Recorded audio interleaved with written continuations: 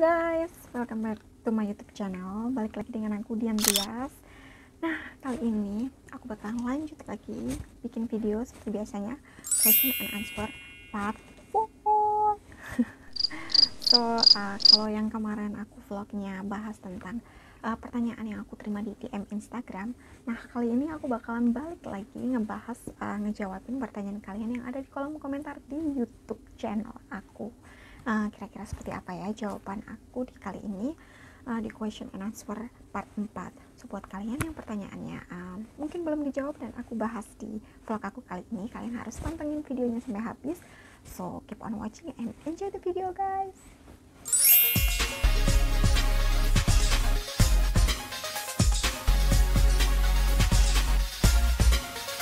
So, langsung aja pertanyaan yang pertama. Oke, ini dari siapa nih? @Indah Sumirat. Hai Indah. So Mbak Dian, front office cewek ada nggak orang Indonesia? Makasih. Untuk front office cewek untuk saat ini di kapal pesiar tempat aku kerja itu belum ada, dari Indonesia belum ada. Adanya baru dari Philippines sama orang Eropa aja, orang asli Jerman. Kalau enggak orang Eropa, sekitar Eropa aja, Bulgaria, orang Rusia, Ukraine kayak gitu. Karena mereka harus dituntut untuk bisa bahasa Jerman. Dan orang Asia itu kalau setahu aku baru 1-2 dan bukan dari Indonesia, yaitu dari Philippines. Makanya untuk kamu yang passionnya di resepsionis, yang mungkin kamu join dulu ke kapal pesiar sebagai food and beverage atau di restoran atau di housekeeping. Habis itu kamu bisa cross training kalau kamu punya basic di resepsionis, jadi nggak masalah sih. Pastiin juga kamu bahasanya juga harus oke, karena kalau di resepsionis itu kan dituntut kita komunikasinya yang the best. Pokoknya komunikasi itu yang pertama gitu loh. Jadi skill komunikasi kita itu harus benar-benar di atas level rata-rata, bisa dibilang kayak gitu. Cile. Nah, itu tadi pertanyaan dari buat Indah Sumirat. Oke Indah. So next, pertanyaan dari @lisnawati. Kak, kalau kerja di kapal pesiar itu daftarnya pakai uang enggak? Tanda tanya. Pakai uang enggak ya? Untuk di agensi tempat aku kerja, yaitu di PT Alpha Maksasai Jakarta, itu setahu aku dari awal aku join itu nggak ada tagihan uang sepeser pun kalau aku bisa bilang, karena suami aku juga interviewnya lewat PT Alpha Maksasai, dan suami aku nggak harus bayar duit tambahan kecuali untuk bayar dokumen-dokumen kelautan untuk kita kerja di kapal, karena banyak banget dokumen yang harus disiapin. Jadi rincian biayanya kayak gitu, medical, terus visa kayak gitu kan normal. Cuman kalau untuk benar-benar pakai uang istilahnya nyogok gitu nggak ada. Kalau di agensi aku, setahu aku untuk saat ini nggak ada pakai uang. Jadi kalau kamu memang nggak diterima ya nggak diterima, tapi kalau kamu memang skillnya masuk kriteria dari perusahaan kita, pasti kamu diterima dan nggak pakai uang. Oke. Terus next, ini pertanyaan dari Windy Karlinsyah. Hai Windy. Aku sedang proses di Royal Mbak, asisten bar service. Boleh jelasin job desk-nya dan jam kerjanya seperti apa Mbak? Untuk case terberat dapat tipe tamu yang seperti apa dan problem service-nya apa? Oke, ini komplit banget pertanyaannya, panjang. Yang pertama, job desk. Untuk job desk itu setiap perusahaan aku pasti jelasin, itu setiap kapal pesiar, setiap hotel, setiap tempat kerja itu punya job desk-nya itu masing-masing atau standar setting service-nya tuh beda-beda. Cuman basically ya kalian yang jelas ngerti basicnya aja. Cuman kalau untuk real kita tuh nggak ngikutin basic, karena gimana ya, pasti punya standarnya masing-masing. Jadi kalau di Royal sama di AIDA pasti beda. Makanya kalau aku jelasin tentang job desk di kapal AIDA, nanti pasti hasilnya mungkin beda sama di kapal Royal. Makanya kalau di AIDA itu pasti tiap waiter pembagian station, terus cara set up opening hours tuh gimana, breakfast, lunch, dinner pasti punya. Dan itu juga dibagi setiap restoran, karena di restoran juga kalau di kapal pesiar tuh banyak banget, lebih dari 3. Nah, setiap restoran juga punya job desk-nya masing-masing dan punya standar setting setupnya waktu opening hour beda-beda. Makanya kalau aku jelasin di sini pasti job desk-nya itu lebih detailnya kamu mending pas langsung join di kapal lebih jelasnya, karena kamu langsung praktek. Kalau teori aja menurut aku tuh susah ngejelasinnya, cara pekerjaan kita, cara setting kita gimana, itu tuh lebih enaknya kalau kamu praktek. Oke? Itu tadi pertanyaan tentang job desk dan jam kerjanya. Kalau jam kerjanya pasti itu tergantung manajemen kalian. Cuman rata-rata kalau di kapal pesiar setauku jam kerja itu minimal 10 jam sampai 12 jam kalau di restoran ya. Itu beda lagi kalau departemennya gali atau departemen atau housekeeping, itu beda-beda. Cuman kalau di restoran tempat aku join di kapal Aida itu jam kerjanya itu sekitar 10 jam, 11 jam, 12 jam, sekitar segitu. Tapi tenang aja, kalian dapat break di sela-sela kerja, jadi nggak straight 12 jam atau straight 10 jam. Biasanya ada break makan siang atau break makan malam atau break untuk istirahat kayak 1 jam atau 1,5 jam kayak gitu di sela-selanya. Jadi jangan khawatir untuk jam kerjanya. Oke. Terus untuk case terberat dapat tipe tamu yang seperti apa dan problem servisnya apa? Kalau untuk aku, pengalaman pribadi, problem tamu atau case terberat aku tuh di kontrak pertama sebenarnya. Karena di kontrak pertama itu aku join di kapal Aida, which is kapal Aida ini adalah company yang berasal dari negara Jerman. Jadi otomatis case terberatku itu tentang bahasa. Jadi waktu aku join pertama itu aku sering banget miskomunikasi. Jadi salah ngertiin gitu loh, karena aku belajarnya dari kecil itu bahasa Inggris. Jadi modal awalku untuk join ke kapal pesiar itu aku cuma nyiapin bahasa Inggris, udah itu aja. Aku nggak belajar bahasa yang lain. Nah itu buat aku kesulitan waktu di adaptasi di kontrak pertama, karena semua tamu yang aku servis itu mereka mayoritas kalau usianya di atas katakan 50 tahun, mereka tuh cuma bisa bahasa Jerman. Mereka nggak belajar bahasa Inggris. Makanya kayak aku lebih paling sulit itu adaptasi waktu bahasa aja kalau di aku. Terus kalau ketemu tamu yang mungkin troublemaker, bisa dibilang mereka banyak maunya, komplain terus, itu jangan khawatir, kamu nggak harus ngejelasin semuanya, handle tamu yang seribet ini. Karena kamu kalau udah ketemu tamu yang semacam itu, kamu stop discussion. Jadi jangan perpanjang komunikasi, kamu langsung panggilan supervisor kamu yang handle, jadi bukan kamu. Jadi aku saranin kalau kamu ketemu tamu-tamu yang mungkin rewel atau apapun yang kamu servis kelihatannya mereka nggak suka atau kurang puas, kamu bisa langsung bilang ke mereka secara baik-baik, oke, mohon maaf, aku panggilan supervisor aku mungkin bisa ngejelasin secara lebih detail secara servisnya atau cara apa yang ada yang kamu kasih ke tamu tuh apa gitu. Jadi kamu nggak salah ngomong atau nggak salah handle. Oke. Terus itu sih kalau tips dari aku cara mengatasi problem servisnya. Oke, Windy Karlinsyah, semoga pertanyaan aku menjawab pertanyaan rasa penasaran kamu. Oke Windy, so next ini dari Atsuki Setiawan. Pertanyaannya, halo mbak, halo, aku mau tanya, ini aku proses nunggu tes AIDA Expert.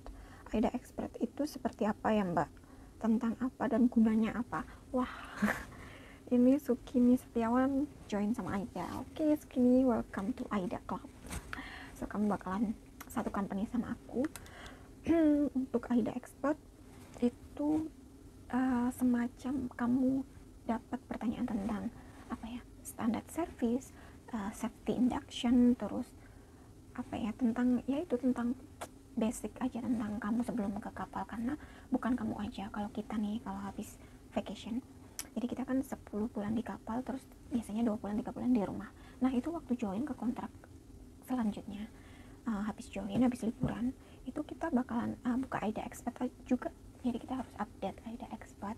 Cuman sekarang itu kalau setauku kita nggak buka lagi, kita ganti dengan aplikasi gratis. Tapi aku nggak tahu juga ya untuk kalian yang first timer, kalian harus buka AIDA Expat atau kalian ikut sistem baru di AIDA yaitu gratis. Kita buka di situ, tapi pertanyaannya hampir mirip, yaitu safety induction 1, 2, 3, environmental. Jadi semua tentang safety atau tentang environmental atau tentang basic service atau departemen kamu apa kayak gitu. Jadi jangan khawatir, pertanyaannya itu basic banget dan menurut aku sih mudah kalau kalian udah terbiasa gitu, karena pertanyaannya mayoritas setiap kontrak itu sama. Jadi tinggal kalian memorize atau nginget-nginget aja pertanyaannya apa. Oke, tapi kurang lebih ya tentang safety, cara madamin api, terus lifeboat, jumlah lifeboat, terus kalau handle kalau ada sesuatu trouble di kapal tuh kita harus ngapain. Jadi kayak lebih ke kitanya gitu loh, kita harus cara handle, jadi kita nggak panik kayak gitu. Itu aja sih, kayak kamu ngurus waktu basic safety training atau CCM, terus SAT kayak gitu. Kalau kamu anak AIDA kamu pasti ngerti ini dokumen pelaut yang aku sebutin tadi. Oke, itu tadi buat Sukini Setiawan. Terus next pertanyaan dari Dani Wildan, kuliah rekomendasi di mana ya kak? Untuk kuliah, kalau aku pribadi nih, aku saranin buat kalian yang pengen cepat-cepat ke kapal, yaitu untuk posisinya di Jogja, aku saranin untuk ke wisata bahari Jogja. Karena selain waktunya cepat, kalian juga nggak harus ngabisin uang banyak, karena itu paketan kan kayak 1 tahun. Terus kalian cuma langsung dapat magang gitu, jadi 6 bulan magang, terus 6 bulan teori di kelas. Terus habis itu kalian tinggal ngikutin alur, tapi kalian harus aktif. Jadi jangan kalian ngerasa kalau kalian sekolah di sini terus kalian bakalan dijamin diterima, itu bukan jaminan. Jadi gini ya, kita diterima enggaknya di kapal pesiar itu kita yang bawa, kita yang nentuin, bukan sekolah kita atau bukan guru kita di kelas atau bukan dosen kita. Jadi kalau kamu mau ke kapal pesiar, kamu harus benar-benar aktif. Misalnya kamu sekarang nonton, pantengin channel-channel YouTube para pelaut. Contoh sekarang kayak kamu komen, terus kamu tanya, itu bagus banget karena dari situ kamu bakalan dapat more information dari para pelaut. Terus kamu bakalan dapat updatean gimana caranya apply, tips, terus lebih lengkap lagi lebih mudah untuk jadi bekal kamu selanjutnya. Jadi kamu harus aktif banget. Jadi kamu tanya agensi, karena kamu bisa tanya apa aja di kolom komentar aku, nanti aku akan jawab. Aku nge-share agensi aku, nomor teleponnya. Jadi kamu harus yang aktif. Jadi yang penting sekolah dulu, habis sekolah lulus kamu aktif nyari-nyari loker atau lowongan pekerjaan yang dibuka agensi-agensi yang ada di Jakarta, di Jogja, banyak banget agensi kapal pesiar. Kamu nyoba aja, jangan takut ditolak, yang penting nyoba, never try never. Oke? So itu tadi, kamu jangan pernah berhenti mencoba dan aktif nanya, aktif interview. Jadi nggak apa-apa ditolak sekali 2 kali, ada yang puluhan kali ditolak tapi mereka tetap interview. Yang jelas pede aja, jadi harus tetap pede dan nyoba terus. Oke, ini tadi buat Dani Wildan untuk rekomendasi sekolah. Terus kamu nanya apa lagi nih kak? Aku dari Malang, aku pengen kerja di kapal pesiar, kuliah di Styling Malang, recommended nggak? Cuma 6 bulan, 3 bulan teori, 3 bulan magang. Untuk sekolah ya, ini di Styling Malang itu aku kurang tahu ya sekolahnya, karena di Jawa Timur tuh aku kurang info tentang sekolah atau lembaga untuk ke kapal pesiar. Cuman aku rekomendasiin kamu yang aku tahu yakin banget di Jogja, karena aku kebetulan sekarang tinggalnya domisili di Jogja, makanya aku tahu banget. Jadi buat kamu kalau udah terlanjur sekolah di situ ya sekolah terusin aja. Terus kamu lebih aktif follow Instagram agensi kapal pesiar, jadi kamu tahu peluang kapan mereka buka interview, terus persyaratannya juga lengkap di situ, jadi kamu bisa ada gambaran gitu. Oke. Ini untuk Dani Wildan juga. Untuk next, untuk pertanyaan Alisa Rizkita F. Halo kak, selamat malam. Halo Alisa, selamat malam dari Indonesia. Halo kak, selamat malam dari Indonesia. Oke, selamat malam. Aku mau tanya mengenai dokumen yang dibawa ke kapal, itu semua dokumen asli seperti kakak, akte dan lain-lain nggak kak? dan barang-barang apa saja yang harus dibawa saat first kontrak. Oke, untuk dokumen yang asli dibawa itu pasti yang paspor, kedua BST, SAP, CCM, terus yellow fever, terus medical check up, ID card kamu. Udah sih itu yang asli kalau setahu aku, kalau di perusahaan aku ya, di tempat aku kerja. Jadi untuk kamu nanya kakak akte itu waktu bikin paspor kamu harus bawa yang asli. Kalau setahu aku waktu bikin paspor itu kita harus bawa kakak asli, akte asli, terus KTP asli, semuanya. Mereka nggak mau fotokopian untuk bikin paspor. Tapi kalau untuk join ke kapal pesiar itu dokumen-dokumen kelautan yang kamu bawa yang harus benar-benar asli, bukan fotokopian. Oke. So, terus barang-barang apa aja yang harus dibawa saat first kontrak? Barang-barangnya itu pastinya untuk first kontrak aku saranin yang pertama obat-obatan, karena itu penting banget. Kenapa? Karena kita kan nggak tahu ya, kita layarnya misalnya kalau di Eropa itu kan dingin banget, pasti badan kita yang terbiasa di cuaca tropis, misal Indonesia yang cuman summer sama hujan atau raining, itu pasti beda suasananya, suhu tubuh kita beda. Makanya kamu kalau join di Eropa misalnya dingin banget, kadang sampai minus 7 degrees atau sampai salju, snow, itu kan adaptasi tubuh kita itu pasti ngalamin. Kayak aku nih biasanya batuk, pilek, panas itu biasa banget, karena ya badan aku pastinya adaptasi juga meskipun aku udah lama kontrak di kapal pesiar, misalnya udah 6 tahun. Tapi kan setiap pulang kita vacation nih 3 bulan, suhu tubuh kita kan udah balik lagi normal ngikutin tropis season. Jadi pas kita balik ke kapal ya pasti kita bakalan ngerasain yang namanya adaptasi lagi gitu loh. Jadi aku sampai sekarang pun tetap bawa obat-obatan dari rumah. Cuman di kapal itu juga ada obat-obatan, benar banget. Kalau aku rekomendasiin kalian bawa obat-obatan pribadi, karena kayak apa ya, lebih gampang aja gitu loh sembuhnya kalau menurut aku. Karena kalau aku terbiasa minum obat ini, obat A, obat C, obat D, dia aku bawa terus sampai di Eropa. Jadi aku jarang gunain obat-obatan di hospital atau di kapal pesiar, karena aku belum pernah nyoba juga ya. Dan aku nggak mau juga nyoba-nyoba untuk badan sendiri. Jadi aku lebih percaya obat-obatan yang sering aku pakai di Indo gitu. Jadi yaitu obat-obatan paling penting. Terus kedua, skincare. Karena kemarin banyak yang tanya skincare. Kalau kamu punya muka yang sensitif atau punya perawatan khusus buat muka, buat kulit, itu kamu stok kurang lebih 1 kontrak kalau aku saranin, biar kalau pas di kapal kamu nggak ribet untuk cari skincare atau lotion atau bedak yang cocok buat kulit kamu. Oke, kamu harus nyetok banyak, 1 kontrak minimal. Terus kalau untuk sabun, sampo, dan lain-lain itu sebenarnya nggak ribet-ribet amat ya, karena di sini juga kita ada di Krubar, kalian bisa beli lengkap. Jadi kalian jangan khawatir, nggak usah bawa banyak-banyak, jadi bawa seperlunya aja. Terus perlengkapan wanita yaitu yang paling penting obat-obatan dan skincare kalian yang sehari-hari kalian pakai itu dibanyakin di stok aja gitu. Itu untuk first kontrak. Terus apalagi ya, udah sih itu aja, sama baju-baju hangat kalau kalian layarnya di Eropa. Jadi kalau bisa pakai beli pakaian di Indo aja, karena menurut aku lebih murah sih pakaian di sana daripada di Eropa kalau menurut aku ya. Karena kurs mata uangnya juga beda kan. Kalau kalian belanja di sini, misal aku dapat trip di Eropa, jadi apa-apa kita mata uangnya pakai euro ke rupiah itu banyak banget kalau menurut aku. Makanya aku jarang shopping juga. Dulu awal-awal pasti kontrak pertama pasti pernah ngalamin yang namanya pengen beli ini, pengen beli itu, pengen beli ini, kayak lapar mata. Tapi setelah itu ya udah, kontrak kedua, kontrak ketiga udah biasa aja. Jadi udah lebih kayak oh ya, aku mending aku tabung, terus aku beliin sesuatu kayak gitu, aku investasiin, kalau aku prinsip hidupnya gitu. Makanya daripada shopping di Eropa, mending aku bawa stok dari Indonesia kalau aku rekomendasiin buat kamu. Nah itu tadi ya, panjang banget jawabannya.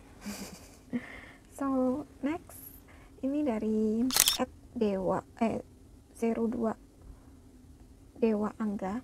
Kakak dari mana? Bali kah? Kok pakaian adat Bali? Oke. Pakaian adat Bali itu sebenarnya aku kebetulan punya dari temen aku pakaian Bali. Jadi suka aja aku foto-foto. Emang aku suka foto pakai baju adat sih.